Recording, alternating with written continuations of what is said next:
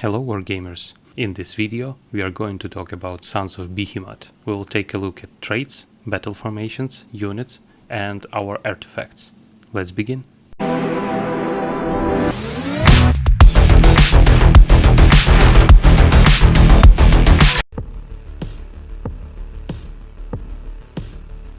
Here we are having our traits. So the first one is Timber. It's a passive ability that actually tells you that each time a Gargant or Mega Gargant is slain before removing it, you are making a roll-off. The winner picks a point on the battlefield and all within 3 inches of that point will be wounded.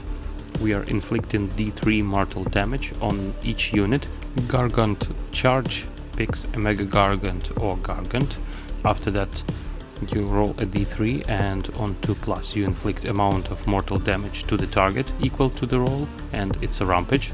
Colossal Slam may be used in any combat phase, and as usually you pick a Gargant and the target, which is the monster or the war machine, and after that you roll a dice. On a 3+, you remove the target from the battlefield and set it up against within 1 inch of the unit using this ability, and inflict d3 mortal damage on the target.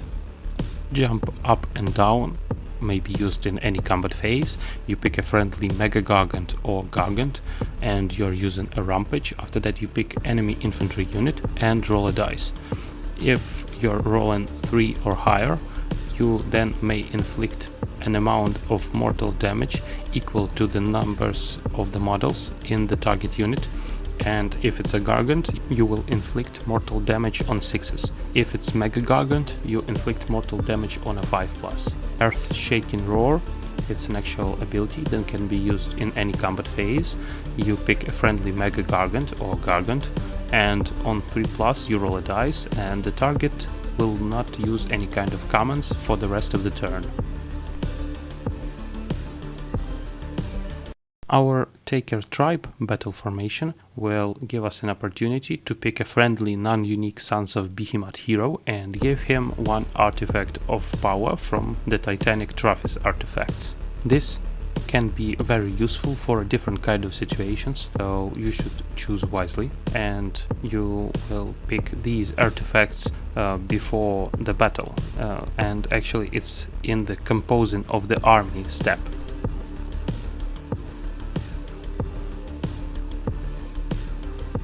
Our current artifacts of power are very interesting. We're having an Ember Bone Totem, which will give you an opportunity after run using a charge abilities.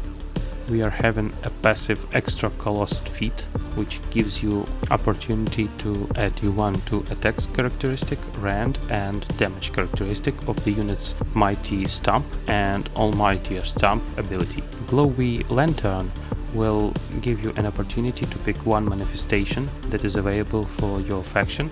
This unit can use summon abilities, and currently he is having the Wizard 1 keyword. Glowy Shield of Protectness will buff your unit, and each time you are rolling a save and it's unmodified save roll of 6 for a combat attacks, you inflict 1 mortal damage to the attacking unit.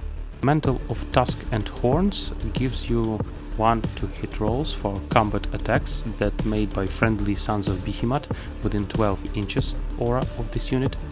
And our Kingslayer Call will add 1 to the attacks characteristic of this unit's melee weapons, while this unit is within the combat with an enemy hero. These artifacts are very useful for your faction. For an example, you may improve your stumps, and in that case you will deal 2 mortal damage, for an example, and that is great. My favorite is a Mantle of Tusk and Horns, because it's an aura buff.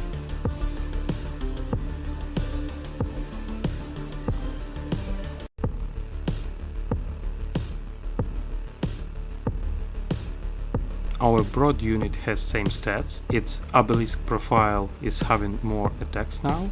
It's currently 6 attacks instead of 4 attacks. Our chance to hit is worse now.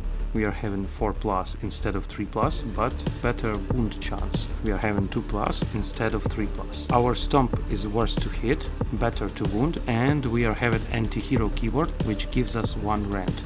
Also, our grip profile has worse chance to hit. Our creeper's passive ability tells that this unit cannot be picked as a target of an enemy rampages. In this way, our unit is much tougher. Also, we are having Son of Behemat passive ability that tells us that if this unit would be automatically destroyed, it is not destroyed instead, and you allocate 6 damage points to it, and ward rolls cannot be made for those damage points. Longshank's passive ability tells us that this unit can pass through models in non-monster units as parts of the terrain if they are less than 4 inches tall, so you may just, well, go across the models. Our power of Behemat is a prayer, and actually after successive cast on a 5+, you may pick one of the following effects. If you are rolling 10+, you pick 2 instead. You may add 2 inches to the move characteristic of Behemat units for the rest of the turn. Heal D3 for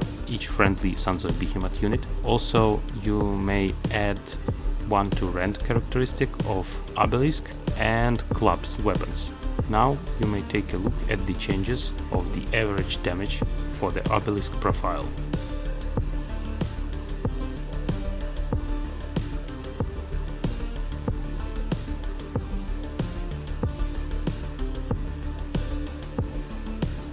Our Gatebreaker has same stats, Boulder has same weapon profile, player chance to wound is increased, but we are having -1 rend now. Extra rend works only on faction terrain. Our Stomp profile has worse to hit and better to wound roll. Also, we are having an extra rend against infantry, and our Death Grip is having -1 to hit. In combat phase, you may use Pulverizing Strike and deal 4d6 mortal damage to the target in the combat. Also, you can pass through non-monster units, and you are having Smash Down ability that inflicts d3+3 damage to a faction terrain, and on 2+, all units within 3 inches also will receive d3 mortal damage.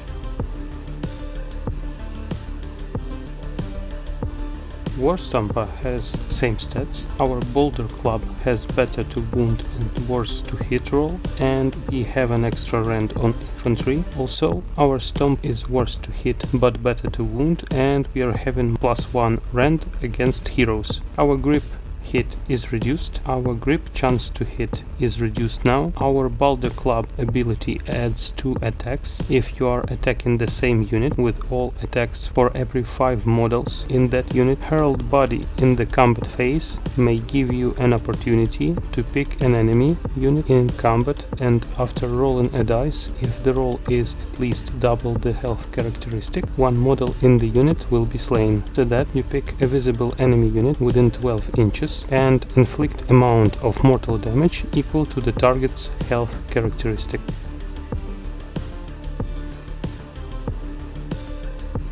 Our Mega Gargant unit has same stats. Our Rock's range is decreased, currently it's 12 inches instead of 18 inches. Our chance to hit is worse, but wound chance is better. And Mighty Kick now is worse to hit. Our Eatbot profile has worse rend, but better to wound. Our Club has a worse chance to hit now, and actually current range is 12 instead of 15 of our Keep Up ability. From the miniatures range, I like King Broad and also a Gatebreaker miniature.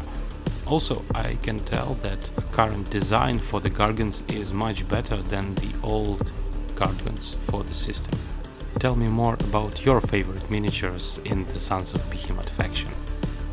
This was the short version of the Faction Focus series. If you want to hear more information about your favorite faction, any kind of data or statistics, please leave some comments below. Have a good game and see you soon!